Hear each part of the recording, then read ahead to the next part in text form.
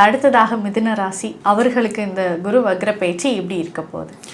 இந்த மிதுனத்தில் பிறந்தவங்களுக்கு கடந்த ஒரு 4-5 மாதங்களாக ஜென்ம குருன்னு சொன்னோம். ஜென்ம ராமர் வனத்திலே சீதையை சிறை வைத்ததும்னு ஒரு பாடல் உண்டு. இதுக்கு அர்த்தம் என்னன்னு கேட்டிங்கன்னா, இப்போ யாருமே சீதையும் இல்லை ராமனும் இல்லை, நாடு வேறு இடத்துல போயிட்டுருக்கு.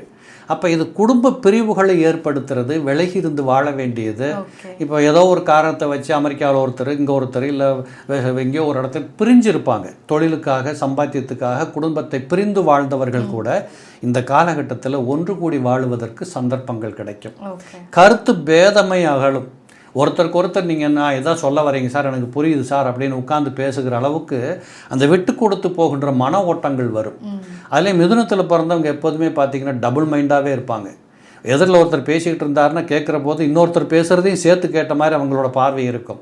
ஸோ இப்படிப்பட்ட எண்ணமுடைய அறிவாளிகளாக இருக்கக்கூடியவர்களுக்கு இந்த காலகட்டத்தில் பார்த்தீங்கன்னா ரொம்ப சிறப்பாக குதூகூலமாக கொண்டாட்டமாக குடும்பத்தோடு அமர்ந்து பேசி மகிழ்ந்து இப்படிப்பட்ட காரியங்கள் நிறைய வரும்.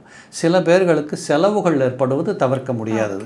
ஏதாவது வீடு பால் காய்ச்சறது, இல்லை வீடு கட்ட போகிறது, இல்லை இருக்கிற காசை முதலீடாக மாற்றுறது, ஏதோ ஒரு காரணத்தில் பைசாவை கொண்டு முதலீடு பண்ணிட்டு கையில் வெறுங்கையாக உட்காந்துட்டுருக்கிறது, இப்படிப்பட்ட சூழல்கள் எல்லாம் கூட இந்த வக்ர பயிற்சியின் காரணத்தினால மிதுனத்தில் பிறந்தவர்களுக்கு இருக்கும். ஆனால் இது கொஞ்ச நாள் தானே, ரொம்ப தூரம் இல்லையே.